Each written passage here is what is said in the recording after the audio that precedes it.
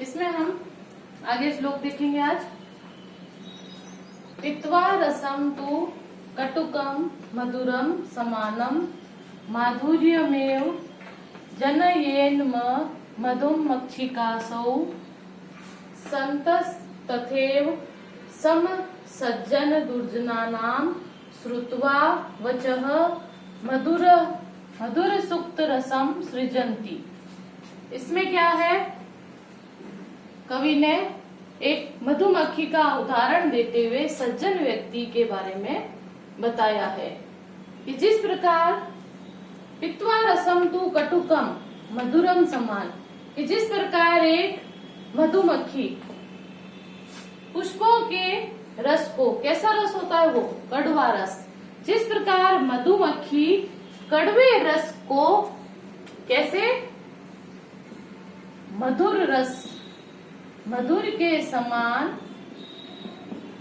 पीकर, जिस प्रकार एक मधुमक्षिका अर्थात एक मधुमक्खी कटुक यानी कड़वे रस को पीकर, कैसे कड़वे रस को भी मधुर के समान पीकर हमें क्या, मधुर शहद देती है। माधुर्यमेव जनन्ये मधुमक्षिकासौ, तो जिस प्रकार एक मधुमक्खी कड़वे रस को भी मीठे रस के समान, मधुर रस के समान पीकर हमें मधुर शहद देती है, उसी प्रकार एक संतस्तथैव यानी उसी प्रकार एक सज्जन व्यक्ति भी सज्जन और दुर्जन व्यक्तियों के, अच्छे और बुरे लोगों के वचनों को सुनकर भी हमें क्या करते हैं, मधुर सुक्त रसम सृजन्ति, हमें वो हमेशा मीठे रस के समान अच्छी शिक्षा, सुक्तम यानी अच्छी बातें, अच्छी शिक्षा देते हैं। जिस प्रकार एक मधुमक्खी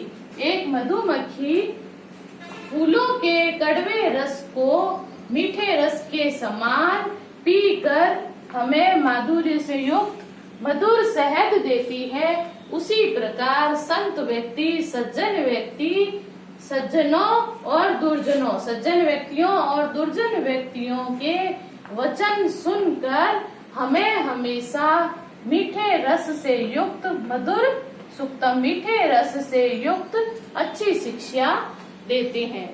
तो मधुमक्खी का उदाहरण देते हुए कवि ने हमें इसमें सज्जन व्यक्ति की विशेषता बताई है।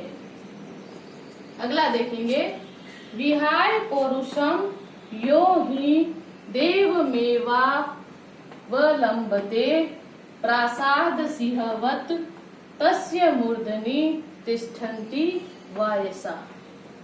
इसमें क्या है, कवि ने हमें एक परिश्रम न करने वाले व्यक्ति जो कि भाग्य पे रहते हैं, भाग्य से सब कार्य छोड़ देते हैं भाग्य पे, उसके बारे में बताया है और उसकी दशा कैसी होती है वह बताया है।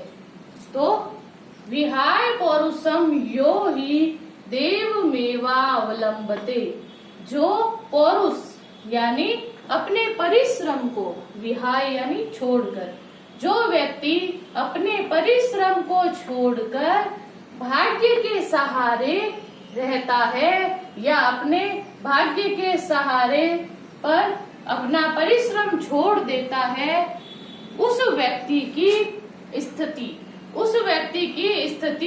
उसी शेर के समान, सिंहवत उसी शेर के समान होती है। कैसा शेर, जो प्रासाद सिंहवत यानी उस महल में रहने वाले शेर के समान होती है। तस्य मूर्धनि, जिसके क्या है, सिर पर या जिसके ऊपर वायसा यानी कौवे बैठते हैं। तो जो व्यक्ति अपने परिश्रम को छोड़कर भाग्य का सहारा लेता है, देव यानी भाग्य, जो व्यक्ति परिश्रम को छोड़कर भाग्य का सहारा लेता है, उस व्यक्ति की दशा, उस व्यक्ति की स्थिति उसी महल में रहने वाले या महल में बने हुए उस शेर के समान होती है, जिसके सिर पर क्या है, को वे बैठते हैं। तो हमें कार्य करना चाहिए, परिश्रम करना चाहिए। भाग्य बाद में काम करता है, भाग्य के भरोसे कार्य नहीं छोड़ना चाहिए। अगला देखेंगे, पुष्प पत्र फलन छाया मूल वलकल दारुभिः धन्या महीरुहा ये साम विमुखम यान्ति नार्थिनः। इसमें एक पेड़ के बारे में बताया है कि वो किस प्रकार आचरण करने वाला होता है और लोगों का किस प्रकार भला करता है, इसमें बताया गया है। तो देखेंगे, पुष्प पत्र फल छाया अर्थात फूल, पत्ते, फल, छाया, जड़, वलकल यानी छाल और दारूभी यानी लकड़ी। तो पेड़ फूल, पत्ते, फल, छाया, जड़, छाल, लकड़ी आदि से युक्त वह पेड़ क्या है? धन्य है। किस प्रकार धन्य है? क्योंकि जिसके कारण याचक कभी भी उनसे निराश नहीं होते। अर्थात पेड़ इतनी चीजें देने वाला है कि मांगने वाला कभी उससे निराश नहीं होता। तो पुष्प यानी फूल, पत्र, फल, छाया, जड़, छाल और लकड़ी से युक्त वह पेड़ धन्य है, जिसके कारण याचक कभी भी विमुखम यान्ति न अर्थिना, अर्थिना यानी चाहने वाला, मांगने वाला, और जो याचक जिससे कभी भी निराश नहीं होते। अर्थात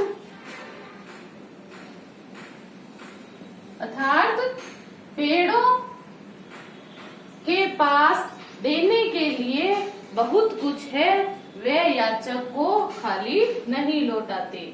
तो धन्य है वह पेड़ जिनके पास बहुत कुछ है, वह अर्थिनः यानी याचक को कभी भी न यान्ति खाली नहीं लौटाते। अर्थात सबको अपनी जरूरत के अनुसार सब कुछ देते हैं। अब अगला श्लोक देखेंगे जो हमारे इस पाठ का अंतिम श्लोक है। चिंतनीया ही विपदाम आदावेव प्रतिक्रिया न कूप खननम युक्तम प्रदीप्ते वन्हिना ग्रहे। इसमें कहा गया है कि विपत्ति या कोई कष्ट जब आने वाला होता है तो हमें पहले ही उसके बारे में, उसके निराकरण के बारे में उपाय सोच लेना चाहिए। जब विपत्ति आ जाती है तो बाद में कुछ भी उपाय करना बेकार है। तो उसी के बारे में बताया गया है कि चिंतनीय ही विपदाम आदावेव प्रतिक्रिया। विपत्ति, विपदाम यानी विपत्ति के पहले ही, विपत्ति के आने से पहले ही उसका प्रतिक्रिया यानी उसका समाधान हमें चिंतनीय यानी ढूंढ लेना चाहिए, सोच लेना चाहिए। विपत्ति के आने से पहले ही उसका उपाय, निराकरण हमें सोच लेना चाहिए, ढूंढ लेना चाहिए।